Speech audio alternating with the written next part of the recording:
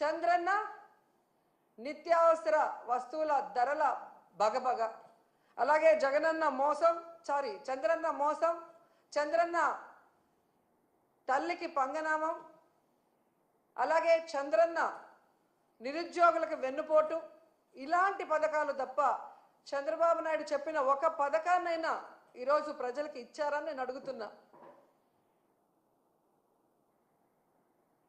నవమాసాల్లో నవ మోసాల్ని నారావారు తీసుకొచ్చి ఈరోజు ప్రజలకు అందిస్తున్నారు. మహిళలు ఈరోజు అంతర్జాతీయ మహిళా దినోత్సవ సందర్భంగా ఎక్కడ నలుగురు కలిసినా ఈ కూటమి ప్రభుత్వం మంచి ప్రభుత్వం కాదు, మహిళల్ని ముంచే ప్రభుత్వాన్ని గంటాపదంగా చెప్తున్నారు. అలాంటి సమయంలో చంద్రబాబు నాయుడు గారు ఆయన ప్రభుత్వం ఈరోజు మహిళా దినోత్సవాన్ని రాష్ట్ర వ్యాప్తంగా ఘనంగా చేయండి అని చెప్పడమే కాకుండా ఆయన పాల్గొంటున్నాడన్న విషయాన్ని కూడా ఇప్పుడే తెలిపారు. ఈరోజు ఆయన నేను సూటిగా అడుగుతున్నాను. మొన్న ఏదో మీటింగ్లో ఆయన చెప్పాడు, డైరెక్ట్గా కానీ ఇండైరెక్ట్గా కానీ వైఎస్ఆర్సీపీ వాళ్ళకి ఏ పని చేయొద్దని.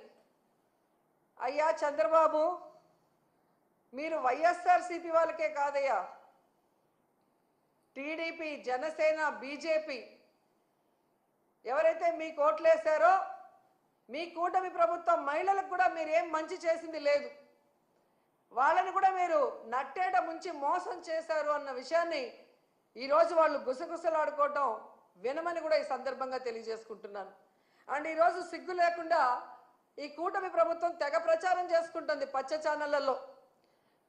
కూటమి ప్రభుత్వం అంట మహిళా సాధికారత కోసం ఎంతో కృషి చేసిందంట. అసలు మహిళా దినోత్సవాన్ని జరుపుకునే అర్హత ఈ కూటమి ప్రభుత్వానికి ఉందని నేను అడుగుతున్నా. అసలు మహిళా సాధికారత కోసం మీరు ఏం చేశారో చెప్పండి. ఈరోజు రాష్ట్రంలో చూస్తే